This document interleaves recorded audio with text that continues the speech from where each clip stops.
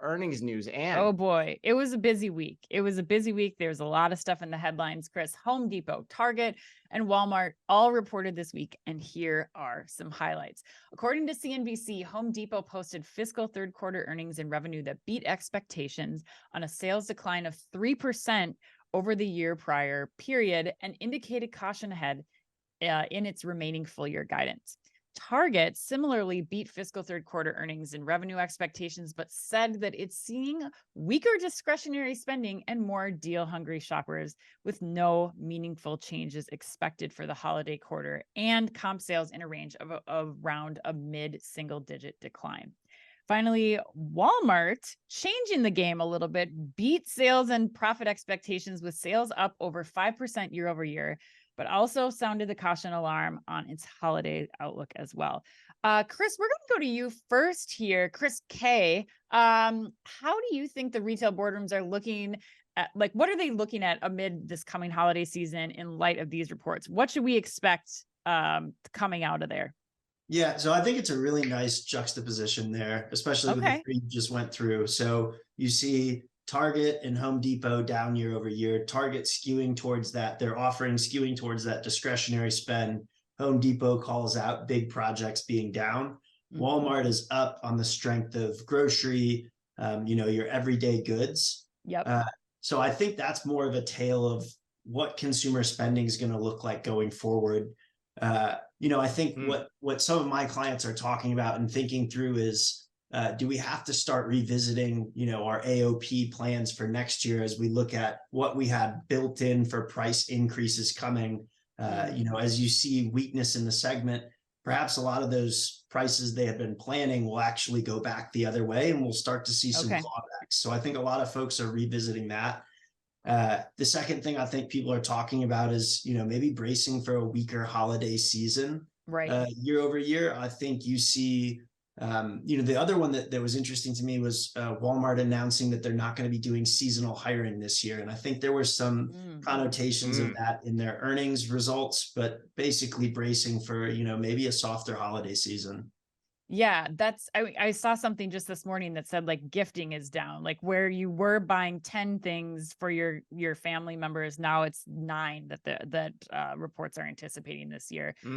Cassie, you guys have dug into kind of other consumer sentiments, and I really want to tackle that angle of this with you. Tell me a little bit about what you're seeing or what you're seeing consumers doing on that same thread.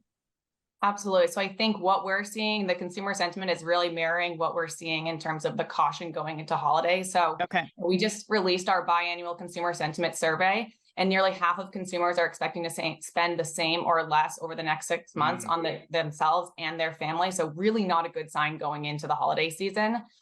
Specifically looking at the holiday season, majority of people are expecting to spend the same or less, especially on themselves during the holiday season. So they will continue to give, but give in smaller amounts. And so they're really focusing just their spend on their basic needs and less on gifts and indulgences. So they're prioritizing savings. And so it might be a tough holiday season. We actually saw that 5 in 10 consumers are actively preparing for a recession. So the continuous price increases are really being felt by consumers, and they just think that products and services are becoming too expensive, and it's a really barrier for them to spend. So as they expect prices to continue to rise, and I think the retailers are really going to feel that over the next few months.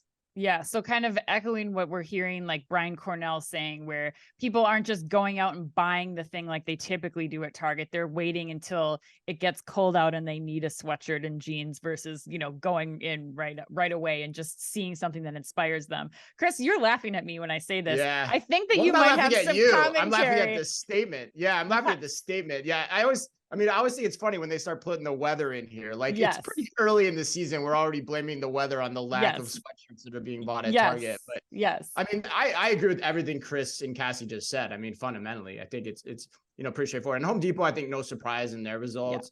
Walmart too, they're still doing fairly well, but the caution was a little bit of a surprise to me. I actually didn't expect that this morning when we went on this podcast. I thought they'd be like gangbusters, really excited about, how Walmart. Yeah. So what did I say?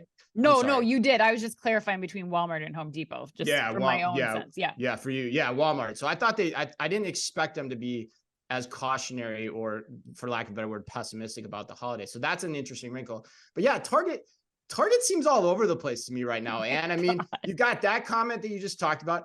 Cornell's on CNBC last night talking about how like customers are coming up to him and thanking him for putting products behind glass, which I cannot subscribe. That is the biggest BS statement in the human history of the world. Like, it may be true. Like, one crazy person came up to him and told him that, but it's not the truth, right? So like, there's just a difference there. And so I don't know. And you look at Target's a standout to me though. And I don't like talking about Target, but like, I think you have to ask, where's the beef, Ann? And by beef, I mean, where's the growth? Yeah. Digital sales are down 6%. 6%. Like, that's digital, right? That's crazy. And so, and sales are oftentimes a reflection of your priorities. And Target, you know, they invested in stores before the pandemic. That strategy worked out, particularly because of the pandemic and your options that you had for one-stop shopping during the pandemic. So, you know, my question is like, where's the growth going to come from? I look back, like going back to Shipt, which was a long time ago, I think 2017 or 2018. What other growth initiative do they have to count on? Like, I can't name one. And so I don't know. I think it's going to be a tough time, and you're starting to see some weird things being said in the media like that. I don't know what Cornell is thinking right now. I mean, get your head examined, Cornell. Like, no one's buying that. I gotta say, like, as a former Target employee, like, I can just imagine, you know, getting the recap of that conversation. And then as a Target customer too, thinking about like, am I really thanking Target for making me wait 3 minutes to get a thing unlocked so I can buy Dove soap? Like, I guess I just don't understand that. Maybe the fact that it's there is great, like maybe that part of it, but I don't know, man. I am really concerned about that angle of it, and knowing the people at Target who are working really hard, to hear the leader saying something like that makes me a little concerned. Oh, 100%. Yeah. My favorite was somebody texting me. It's like the equivalent in e-commerce is like saying, we're going to slow the site down and then just continually move the buy checkout button on you. Like, that's essentially what you're doing in the store. And people are supposedly liking that. But anyway, not that that's the crux of the earnings, but I think it's a funny little coincidence to point out.